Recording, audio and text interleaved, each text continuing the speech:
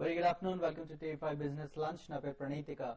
ఇవాళ కూడా మార్కెట్లు పాజిటివ్ జోన్ లోనే కొనసాగుతున్నాయి. ప్రస్తుతం సెన్సెక్స్ ఆల్మోస్ట్ 100 పాయింట్స్ పైన 130 పాయింట్స్ అండ్ నిఫ్టీ కూడా అరౌండ్ అదే 40 అండ్ 45 పాయింట్స్ లాభంతో ట్రేడ్ అవుతుంది. ఇక బ్రెడ్త్ కూడా చూసుకున్నట్లయితే ఇవాళ పాజిటివ్ గా ఉంది.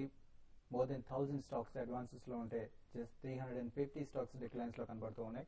ఇక నిఫ్టీ 50 ప్యాక్ లో చూసుకున్నట్లయితే హీరో హోండా ఇవాళ టాప్ లూజర్ గా ఉంది. 4.91% నష్టంతో ట్రేడ్ అవుతుంది. ఆ తర్వాత NTPC, JP associates, M&M, GAIL, Tata power ఈ స్టాక్స్ మాత్రం స్వల్ప నష్టాల్లో ట్రేడ్ అవుతున్నాయి. మిగతా అన్ని స్టాక్స్ కూడా లాభాల్లో ఉన్నాయని చెప్పొచ్చు. ఆర్కామ్ టాప్ గెయినర్ గా ఉంది, 3.75% లాభాల్లో ఉంది. ఆ తర్వాత స్విట్జర్లాండ్ 3.1%, కేఎన్ స్టెర్లైట్ ఇండియా లాభాల్లో ఉన్నాయి. ఇక హెచ్డిఐఎల్ ఇవాళ మోర్ దెన్ 7% లాభపడింది. 7.2% లాభంతో ₹211 వద్ద ట్రేడ్ అవుతూ ఉంది. ఇక చంబర్ ఫెర్టిలైజర్స్ కూడా నిన్న స్వల్ప నష్టాన్ని చవిచూస్తుంది. ఇక సెక్టర్ వైజ్ గా మనం చూసుకున్నట్లయితే ఇవాళ రియాలిటీ లాభపడుతోంది, 1.77% లాభాల్లో ట్రేడ్ అవుతుంది. తర్వాత consumer durables, oil and gas తర్వాత స్థానాల్లో ఉన్నాయి. అయితే అన్ని సెక్టర్స్ కూడా ఇవాళ ప్రస్తుతానికి లాభాల్లో ఉన్నాయి.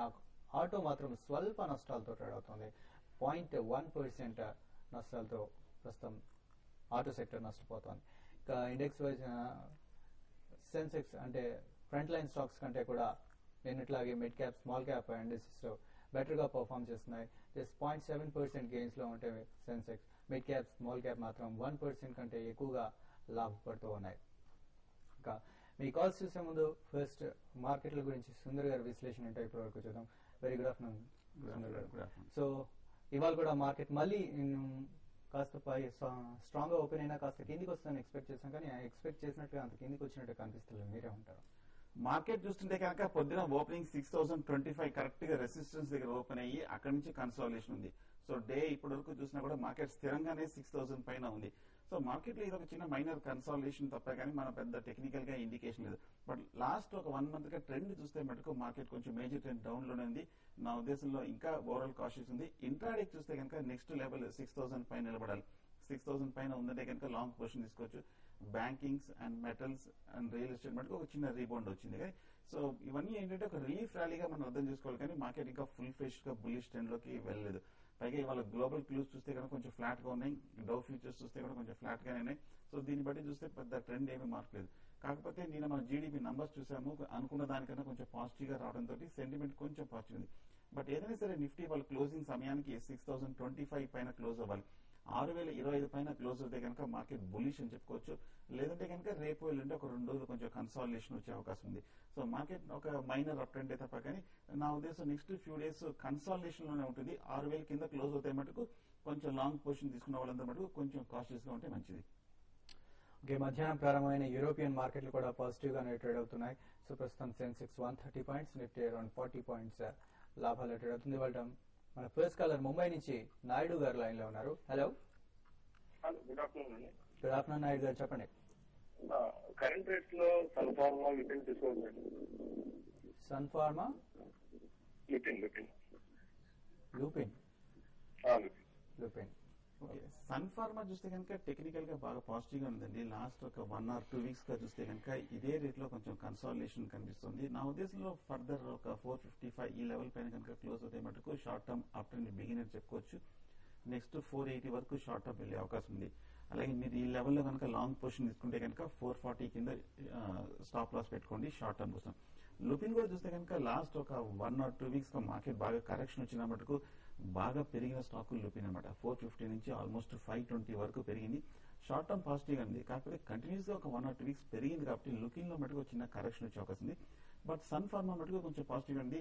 మార్కెట్ ఏమాత్రం రీబౌండ్ అవుతాయి కనుక Sun Pharma, Lupin 2 front line pharma stocks కూడా కొంచెం పెరిగే అవకాశం ఉంది. సో 2 పాజిటివ్ గా ఉంది. కొంచెం కాషియస్ గా బై చేయొచ్చు సన్ ఫార్మాలో. నెక్స్ట్ కాలర్ హైదరాబాద్ నుంచి రాధా గారు లైన్ లో ఉన్నారు. హలో రాధా గారు, చెప్పండి. State bank, LIC housing finance ఈ 2 షేర్స్ కరెంట్ లెవెల్ లో ఎంటర్ అవ్వచ్చా 1 or 2 months? Okay, so 1 or 2 months perspective అంటే ఇంచుమించు short term to medium term అనుకోవచ్చు అనమాట. సో నా ఉద్దేశం స్టేట్ బ్యాంక్ అయితే మటుకు కొంచెం రీబౌండ్ అయింది. ఆల్రెడీ 2800 నుంచి 3100 కు ఒక డిప్ లో వచ్చాక బై చేయొచ్చండి. పైగా మార్కెట్ చూస్తే కనుక లాస్ట్ 2-3 డేస్ కొంచెం బాగా ఆల్రెడీ రిలీఫ్ ర్యాలీ వచ్చి కొంచెం short term up side target meet అయినట్టు కనిపిస్తుంది. నా ఉద్దేశంలో ఒక డిప్ రానియండి, డిప్ వచ్చి ఒక కన్సాలిడేషన్ తర్వాత స్టేట్ బ్యాంక్ కూడా మీరు ఆ లెవెల్లో కొంచెం డిప్ లో బై చేయొచ్చు. నెక్స్ట్ ఉన్న టుడే కన్సాలిడేషన్ ఉంటుంది కాబట్టి కొంచెం వెయిట్ చేస్తేనే బెటర్ అనిపిస్తుంది నాకు. ఎల్ఐసి హౌసింగ్ ఫైనాన్స్ చూస్తే కనుక మనం చూసాము స్ట్రాంగ్ కరెక్షన్ వచ్చింది అనమాట. కరెక్షన్ వచ్చి లాస్ట్ ఒక 2 days కింద స్టెబిలైజ్ అయింది. ఒక 1000 రూపీస్ లో ఆల్మోస్ట్ కరెంట్ రేట్ లో కనుక ఎల్ఐసి హౌసింగ్ ఫైనాన్స్ దగ్గర బై చేయొచ్చు. బట్ ఏదైనా బ్యాంకింగ్ సెక్టర్ మీద ఉన్న స్కామ్, బ్యాంకింగ్ సెక్టర్ మీద ఉన్న ఒక నెగటివ్ సెంటిమెంట్ చూస్తే ఇంకా అలాగే ఉందన్నమాట. సిబిఐ ఎంక్వైరీ జరుగుతోంది, దర్యాప్తు జరుగుతోంది. ఇంకా ఒక 2-3 రోజులు ఎంక్వైరీ పోయిన తర్వాత కానీ మనకు పూర్తి పొజిషన్ తెలియదు. ఇది ఒక చిన్న మైనర్ స్కామా, మైనర్ బైబై కేసా, లేదా కనుక మేజర్ స్కామ్ అనేది. సో పర్హాప్స్ దర్యాప్తు అవుతే కానీ మనకి తెలియదు. బట్ రెండు చూస్తే కనుక కొంచెం రీజనబుల్ లెవెల్ వచ్చింది. బట్ ఎల్ఐసి హౌసింగ్ ఫైనాన్స్ ఒక 900 వస్తే కనుక మీరు బై చేయొచ్చు. నా ఉద్దేశం 1 or 2 days వెయిట్ చేస్తేనే బెటర్ అనిపిస్తుంది. నెక్స్ట్ రాజమండ్రి నుంచి గణేష్ గారు లైన్ లో ఉన్నారు. హలో, నమస్తే అండి. నమస్తే గణేష్ గారు, చెప్పండి. జేకే లక్ష్మీ సిమెంట్ తీసుకున్నారండి 59లోనే. అది ఏంటంటే పొజిషన్ చెప్తాను ఒకసారి. ఓకే, మీరు షార్ట్ టర్మ్ కోసం తీసుకున్నారా, దీన్ని లాంగ్ టర్మ్ హోల్డ్ చేయగలరా? లాంగ్ టర్మ్ హోల్డ్ చేయగలండి. లాంగ్ టర్మ్ హోల్డ్ చేయగలరా? జేకే లక్ష్మి చూస్తే కనుక సిమెంట్ సెక్టర్ లో ఉన్న పాజిటివ్ ఉన్న స్టాక్ అండి. వాల్యుయేషన్ చూసుకుంటే కనుక మిగతా స్టాక్స్ తో పోలిస్తే, అలాగే మిగతా సెక్టర్స్ తో పోలిస్తే కనుక JK Lakshmi cement valuations attractive గానే కనిపిస్తుంది. సో నా ఉద్దేశం ఈ లెవెల్ నుంచి జేకే లక్ష్మి సిమెంట్ పెద్దగా పడే అవకాశం కనిపించట్లేదు, కొంచెం పాజిటివ్ అని. అలాగే మన లాస్ట్ మంత్ మనం రిపోర్ట్ చూస్తే కనుక జేకే లక్ష్మి సిమెంట్ 1800 crores వరకు ఇన్వెస్ట్ చేస్తున్నారు, కెపాసిటీ డబుల్ చేస్తున్నారు. సో సెక్టర్ చూస్తే కనుక నెక్స్ట్ ఫ్యూ మంత్స్ డెఫినెట్ గా కన్స్ట్రక్షన్ తో పాటు పాజిటివ్ గానే ఉండే అవకాశం ఉంది. జేకే లక్ష్మి మీరు హోల్డ్ చేయండి. 40-50 రూపీస్ దగ్గర పెద్ద డౌన్ సైడ్ రిస్క్ లేదనిపిస్తుంది. ఓకే, నెక్స్ట్ కాలర్ కడప నుంచి రవీంద్ర గారు లైన్ లో ఉన్నారు. హలో, నమస్తే సార్, నేను కడప రవీంద్ర. చెప్పండి సార్, మ్యూచువల్ ఫండ్స్ బాగుంటుందా, షేర్ తీసుకుంటే బాగుంటుంది? కొత్తగా ఎంటర్ అయ్యేవాళ్ళు మార్కెట్ లో అంటే అది మీ నాలెడ్జ్ ని బట్టి ఉంటుందండి. జనరల్ గా అయితే కొత్తగా ఎంట్రీ లెవెల్లో మ్యూచువల్ ఫండ్స్ రికమెండ్ చేస్తూ ఉంటారు. సో మీరు ఫస్ట్ టైం అండి మార్కెట్ లో? ఇంతకు ముందు అసలు హలో 3 years అట్లా. ఓకే, మీరు చెప్పినట్టు ఇన్ఫాక్ట్ కొత్తగా ఎంటర్ అయ్యే వాళ్ళకి స్టాక్ మార్కెట్ లోకి డైరెక్ట్ గా వెళ్ళడం అనేది అంత మంచిది కాదండి. ఎందుకంటే మార్కెట్ ఒడిదొడుగులు మీరు అండర్స్టాండ్ చేసుకోవాలి. మార్కెట్ లో వచ్చే న్యూస్ ఫ్లో అంతా కూడా మీరు కరెక్ట్ గా స్టడీ చేయగలగాలి, హోంవర్క్ చేయగలగాలి. ఇవన్నీ చేసి మీకు కొంచెం 1 or 2 years ఎక్స్పీరియన్స్ ఉంటేనే మీరు స్టాక్ మార్కెట్ ఇన్వెస్ట్మెంట్ లోకి డైరెక్ట్ గా వెళ్ళచ్చు. సో అప్పటి వరకు మీరు కూడా అన్నారు మ్యూచువల్ ఫండ్ లోకి వెళ్ళొచ్చని, మీరే డౌట్ లో ఉన్నారు. కాబట్టి నా ఉద్దేశం మ్యూచువల్ ఫండ్ లోని సిస్టమాటిక్ ఇన్వెస్ట్మెంట్ ప్లాన్ ఉంది. అంటే మంత్లీ 1000 రూపీస్ 2000 రూపీస్ ఇన్వెస్ట్ చేసుకోవచ్చు. సో మంచి ఫండ్స్ ఉన్నాయండి. బజాజ్, బిర్లా, హెచ్డిఎఫ్సి ఇటువంటి ఫండ్స్ ఉన్నాయి. ఇటువంటి ఫండ్స్ లో మీరు ఎస్ఐపి సిస్టమాటిక్ ఇన్వెస్ట్మెంట్ ఫండ్ లో ఇన్వెస్ట్ చేస్తేనే బెటర్. ఒక 6 months మార్కెట్ స్టడీ చేసి తర్వాత ఎంటర్ అవుతేనే మంచిగా అనిపిస్తుంది. ఓకే, నెక్స్ట్ హైదరాబాద్ నుంచి ముస్తఫా గారు లైన్ లో ఉన్నారు. Hello, hello hello sir, good afternoon. Good afternoon అండి, చెప్పండి.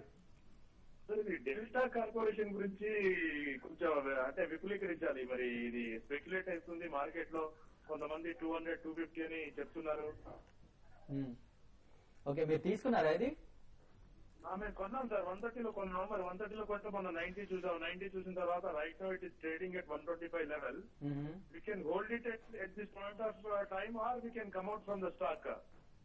ఓకే, 130లో తీసుకున్నారు. డెల్టా కార్పొరేషన్ మీరు ఒకసారి ఓవరాల్ గా లాస్ట్ 6 months గా మేజర్ ట్రెండ్ చూస్తే కనుక 30 రూపాయల నుంచి 140 రూపాయలకి ఇంచుమించు 5 times పెరగడం జరిగింది. సో 5 times పెరిగిందంటే మినిమం ఒక 15% కరెక్షన్ తీసుకున్నా కూడా నార్మల్ గా 90 రూపీస్ 100 రూపీస్ రావడమే సహజం.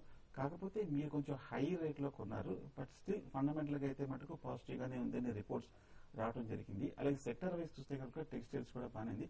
కంపెనీ దగ్గర నుంచి కూడా న్యూస్ లో కూడా లాస్ట్ ఒక 1 month బ్యాక్ కూడా పాజిటివ్ గా ఉంది. సో ఇమీడియట్ గా మీరు కంగారు పడాల్సిన అవసరం లేదు. ఇన్ఫాక్ట్ ఫండమెంటల్ అనలిస్ట్ కూడా ఇంకా ఫర్దర్ అప్ ట్రెండ్ ఉంటుందని కూడా చెప్తున్నారు.